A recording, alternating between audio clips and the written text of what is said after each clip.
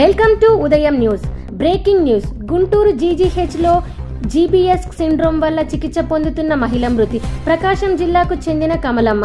GGH లో 7 చికిత్స పొందుతున్న వైనం. 2 రోజుల క్రితం జీజీహెచ్ చికిత్స పొందుతున్న వారిని పరామర్శం చేసిన వైద్య ఆరోగ్య శాఖ ముఖ్య కార్యదర్శి కృష్ణబాబు. మృతి చెందిన మహిళ ప్రకాశం జిల్లా అలసందపల్లి గ్రామానికి చెందిన కమలమ్మ విషయం తెలుసుకున్న జీజీహెచ్ సూపరింటెండెంట్ రమణ ఎస్ఎస్వి మృతి చెందిన కమలమ్మ కుటుంబ సభ్యుల్ని ప్రగాఢ సానుభూతి తెలిపారు. మీడియా మిత్రులకు ఓకే సార్ ఊహించకుండా జరిగిన చిన్న ఏమి లేదు. మనం సిద్ధు లోగో దించి కనపడలా ఆందోళన మన గవర్నమెంట్ హాస్పిటల్ 7 కేసులు అడ్మిట్ అవ్వడము, ఒక 2 డిశ్చార్జ్ అవ్వడము, దాంట్లో చిన్నపిల్లలు కూడా చక్కగా డిశ్చార్జ్ అయిపోవడం మన ఇంట్లో పెట్టడం జరిగింది. ఆ తర్వాత కృష్ణబాబు గారు ప్రిన్సిపల్ సెక్రటరీ వచ్చి డిఎంఈ గారు వీళ్ళందరూ వచ్చి కూడా మన వార్డులన్నీ పరిశీలించి చాలా బాగా జరుగుతుంది ట్రీట్మెంట్, ఇక్కడ ఇమ్యూనోగ్లోబులిన్స్ అన్ని కూడా బాగా అందుతున్నాయని సంతృప్తి వ్యక్తం చేసిన 2వ రోజే మనకి కమలమ్మ అనే ఒక పేషెంట్ ఆ రోజు కృష్ణబాబు సార్ కూడా చూశారు వెంటిలేటర్ మీద, వారు కూడా మాట్లాడారు. ఆ వెంటిలేటర్ మీద ఉన్న కమలమ్మ ఒక 45 సంవత్సరాల స్త్రీ, ప్రకాశం జిల్లా నుంచి వచ్చింది, అలసలపల్లి నుంచి. ఆ అమ్మాయి ఆవిడకి మొన్న ఇవాళ అనుకోకుండా 2 సార్లు 3 సార్లు కార్డియాక్ అరెస్ట్ రావడం న్యూరాలజీ హెచ్ఓడి మేడం అరుణ గారు అడిగి చెప్పారు. మేము ఎంతో కష్టపడ్డాం సరే ఇవన్నీ రివైవ్ చేద్దామని. ఎందుకంటే జీబీ సిండ్రోమ్ వాళ్ళకి మోర్టాలిటీ ఒక 5% ఉంటుంది. సో మనం ఇక్కడ ట్రీట్మెంట్లో ఉంచాం కాబట్టి ఆవిడ చాలా 3వ తారీఖు అడ్మిట్ అయింది, ఫిబ్రవరి 3వ తారీఖు, ఇవాళ 15వ తారీఖు. సో ఇమ్యూనోగ్లోబులిన్స్ ఇచ్చాము, ఆవిడకి రెస్పిరేటరీ ప్రాబ్లమ్స్ వెంటిలేటర్ మీద పెట్టాము.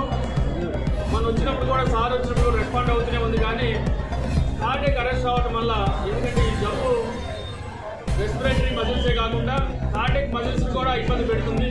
అంటే ఆ కార్డియాక్ మజిల్కి సంబంధించిన నరువు ఇన్వాల్వ్ అయి కూడా మజిల్ కూడా ఎఫెక్ట్ అవుతుంది. దాంతో మన డాక్టర్స్ ఎంతో నిష్ణాతులైన న్యూరాలజిస్టులు ఉన్నప్పటికీ వాళ్ళ కార్డియాక్ అరెస్ట్ని ఆపలేకపోయారు. 2 సార్లు ఆపగలిగారు, 3వసారి ఆవిడ దురదృష్టవశాత్తు చనిపోయింది. మీరు చెప్పడం నాకు చాలా బాధగా ఉంది. అయితే చాలా కష్టపడ్డాము ఇవన్నీ ఎందుకైనా సరే వాళ్ళ కుటుంబ సభ్యులకి అప్పచెప్పాలని.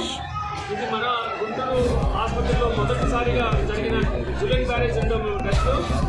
ఇంతవరకు ఎప్పుడు కూడా చక్కగా వాళ్ళు నవ్వుతూ వెళ్ళేవాళ్ళు, ఎందుకంటే ఇక్కడ ఇమ్యూనోగ్లోబులిన్స్ ఇచ్చి ఇక్కడ ఇది మనకి గత చాలా సంవత్సరాలుగా కనీసం 10 కేసులు నెల ఉంటాయి మనకి ఇక్కడ. వాళ్ళు ఒక 3-4 వెంటిలేటర్ అవసరం అవుతుంది.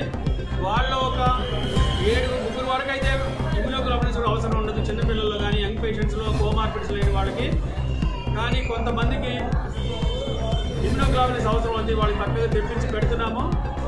సో అది ఎన్టీఆర్ వైద్య సేవలో దగ్గర పెట్టుకోవచ్చు. ఈమె కూడా అలాగే చేశాము, వాళ్ళకి ఎక్కడ రూపాయి ఖర్చుగా చేసి పెట్టిన ఆ లేడీ గారికి ఉంటే ఆ కుటుంబ సభ్యులందరూ బాగుండేవాళ్ళు. అదొకటి బాధగా ఉంది. మీడియా మిత్రులందరూ సహకరించింది జరిగింది. ఇది మనం ఎంతో కష్టపడ్డాము. మనము ఈ గవర్నమెంట్ జనరల్ హాస్పిటల్లో ఇలాంటి ఎన్నో ట్రీట్మెంట్స్, రేర్గా ఇచ్చే ట్రీట్మెంట్స్ కూడా ఇస్తూ వస్తున్నాము. సో నిన్న కూడా మాయస్థితికి పేషెంట్ కూడా ఉన్నాడు, రేర్ కేసు అది కూడా. అలాంటి కేసెస్కి ఒకసారి మోర్టాలిటీ ఉంటుంది. సో మనకి ఈ కమలమ్మ అనే పేషెంట్ కోల్పోవడం నిజంగా మనకి బాధగా ఉంది. ఎందుకంటే గవర్నమెంట్ అంతా అప్రమత్తమైంది. మనకి ప్రిన్సిపల్ సెక్రటరీ కృష్ణబాబు గారిని చంద్రబాబు నాయుడు గారిని పంపించి ఇక్కడ పరిస్థితి అంతా కూడా ఆకలింపు చేసుకుంటే చేశారు. వాడు పోయి సార్కి మన ప్రీతం ముఖ్యమంత్రి గారికి వారు మొత్తం కూడా ఇక్కడ ఉన్న డీటెయిల్స్ అని చెప్పారు. చెప్పిన 2వ రోజే ఈవిడ చనిపోవడం నాకు కూడా బాధ ఉంది. ఎందుకంటే నేను రోజు చూస్తున్నాను ఈ పేషెంట్ని, వాళ్ళ పేషెంట్ తాలూకు వాళ్ళతో కూడా మాట్లాడుతున్నాను. వాళ్ళు కూడా చాలా బాగా చూస్తున్నారు, మంచిగా జరుగుతుంది, మమ్మల్ని తప్పుకుంది అనుకున్నాము, ఇలా దక్కలేదని వాళ్ళు బాధపడ్డారు. సో మీడియా మిత్రులు సహకరించి మీరు అందరూ కూడా మాతో ఉన్నారు.